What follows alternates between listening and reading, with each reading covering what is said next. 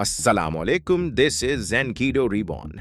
ना पाकिस्तान दुनिया का वाहिद मुल्क है जहां फौज ने कब्जा जमा लिया, ना पाकिस्तानी फौज दुनिया की पहली फौज है जो करप्शन, कारोबारों और ज़ाती मफादात में इस कदर उलझ चुकी है कि उनके तहफ़्फ़ुज़ के लिए अपनी राह में आने वाली हर रुकावट और हर खद बेदर्दी से अबूर कर रही है। दुनिया भर में मुख्तलिफ ममालिक ने यही मसाइल देखे हैं, उनसे नबर्द आजमा हुए हैं और फिर बिल आखिर उन्हें शिकस्त देने में कामयाब भी हुए। हमारे तीन ब्रादर इस्लामी ममालिक इंडोनेशिया, टर्की और बांग्लादेश गुज़िश्ता कुछ दहाइयों में फौज के तसल्लुत को ख़त्म करने में कामयाब हुए। और दिलचस्प बात यह है कि तीनों ममालिक में फौज को सियासत से निकालने का तरीक़ाकार मुख्तलिफ था। सबसे पहले शुरू करते हैं इंडोनेशिया से। हम अक्सर कहते हैं और फ़ख्र से कहते हैं कि पाकिस्तान एक सिविलियन की कानूनी और गैर मुसल्लह जदोजहद की बदौलत आज़ाद हुआ, और हम में से अक्सर दिल जलाने को ये भी कहते हैं कि अभी तो शुक्र है हमारी फ़ौज ने हमें आज़ादी नहीं लेकर दी हुई, वरना तो उनका एहसान हमारी 70 नस्लें ना उतार पाती। लेकिन इंडोनेशिया की फ़ौज ने इंडोनेशिया को आज़ादी लेकर दे रखी है। इंडोनेशिया की फौज ने एक तवील जंग लड़कर डच काबिजों को शिकस्त दी। 1945 में जुज़वी और 1949 में इंडोनेशिया को मुकम्मल आज़ादी मिल गई। सुइकार्नो ने 1957 में इंडोनेशिया में फौज के लिए सियासत में मुदाखलत का दरवाज़ा खोला। फिर 1966 में सुहार्तो ने सुइकार्नो को रिप्लेस कर दिया। इंडोनेशिया पर फौज का मुकम्मल कब्जा हो गया और ये कब्जा 1998 तक बरकरार रहा। जैसा कि आप समझ गए हैं कि फौज का इक़्तिदार पर कब्जा जमा लेना बाइस से बरकत भी होता है और बाइस से रहमत भी।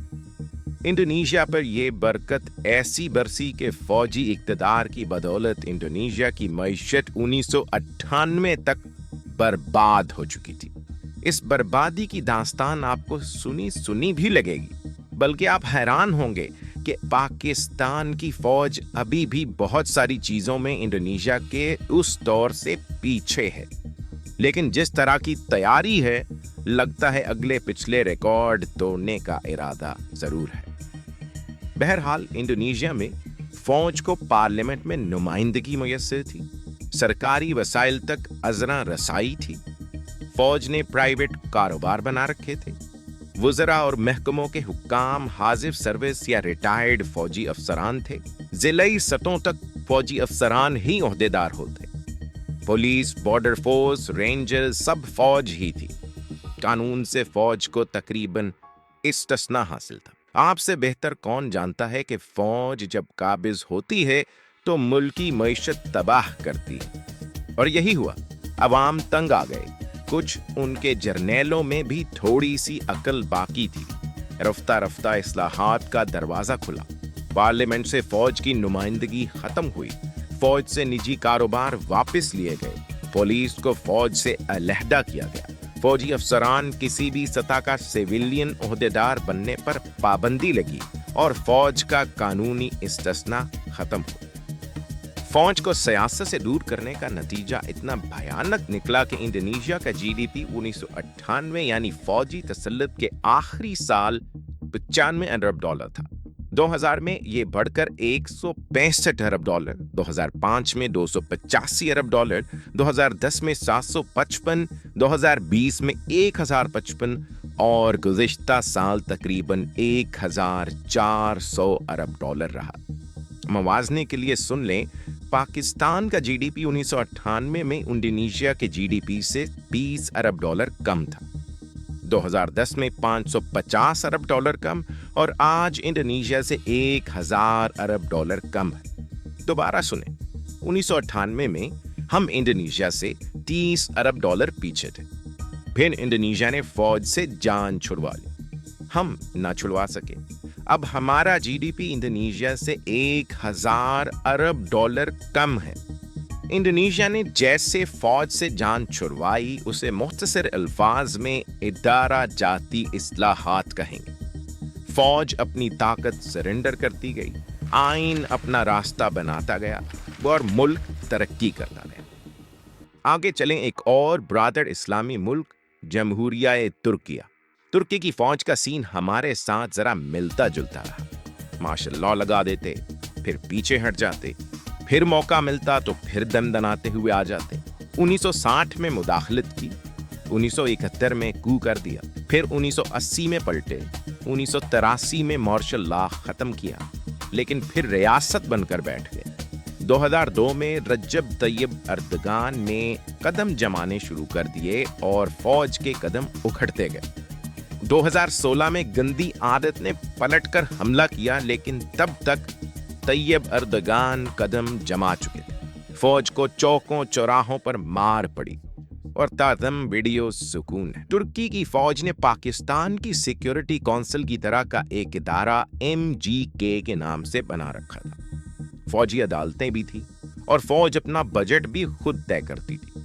जैसे यहाँ नजरियाती सरहदों पर फौज का कब्जा है, वहां भी सेकुलरिज्म पर फौज का पहरा हुआ करता। तैयब अर्दगान रफ्ता रफ्ता मजबूत होते गए, फौज को पसपा करते गए, इख्तियारात छीनते गए, पुलिस और दीगर सिविलियन इदारों को मजबूत बनाते गए। और फिर जब फौज का बावलापन उबला तो उस वक्त आवाम और सिविलियन इदारे बहुत मजबूत हो चुके थे।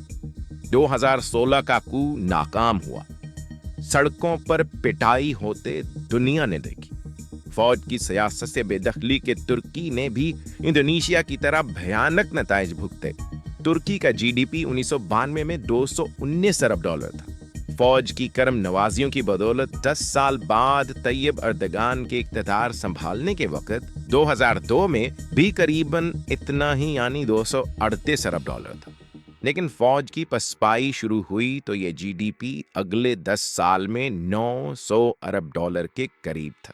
यहाँ जो मॉडल यानी एक ताकतवर रिफॉर्मर के लंबे इख्तियार का कुलिया आया, वो पाकिस्तान की फौज ने कभी मुमकिन ही नहीं होने दिया।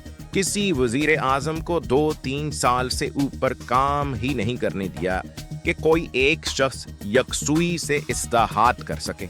अगला ब्रादर इस्लामी मुल्क मशरकी पाकिस्तान, बांग्लादेश। आपने हकीकी मुतालिया पाकिस्तान का सबक अच्छे से पढ़ लिया है। इमरान खान ने आपको हमूदुर रहमान कमीशन रिपोर्ट भी अच्छे से पढ़ाई। अब तो कानों में भी गूंजता है मुक्तदरा ने। तो बहरहाल आपको समझ वैसे ही सारी है। बांग्लादेश का GDP 1971 में पाकिस्तान से $1 अरब कम करार पाया। आज पाकिस्तान से $150 अरब ज्यादा है। एक्सपोर्ट्स दुगनी है। बांग्लादेश ने गासिब फौज से पीछा जैसे छुड़वाया, वो भी आपको अजबर है। बंगालियों ने हथियार उठा लिए और फिर फौज को भागना पड़ा। माजरत भागते भी कहां, सरेंडर करना पड़ा। इत्तेफाक से बंगालियों ने जिस फौज को सरेंडर करने पर मजबूर किया, उसी फौज के नजरियाती वारसों से हमारा मुकाबला है। जी हाँ, आसिम मुनीरी फौज से। ये इंडोनेशिया वाली फौज नहीं कि अवामी दबाव से पसपा हो जाए, इक़्तिदार सिविलियंस को देकर मुल्क की तरक्की की राह हमवार करे। ये तुर्किया भी नहीं कि कुछ साल लगातार एक शख्स मजबूत होता चला जाए। ये वही फौज है, वही मसला है, तो फिर हल भी वही है। यानी इस फौज के तसल्लुत से जान छुड़ाना ही एक वाहिद हल है, और हम लेकर रहेंगे आज़ादी। फवाद चौधरी वाली नहीं, इमरान खान वाली हकीकी आज़ादी। अगली वीडियो तक के लिए इजाजत दीजिए। Signing off Enkido reborn. अस्सलाम वालेकुम।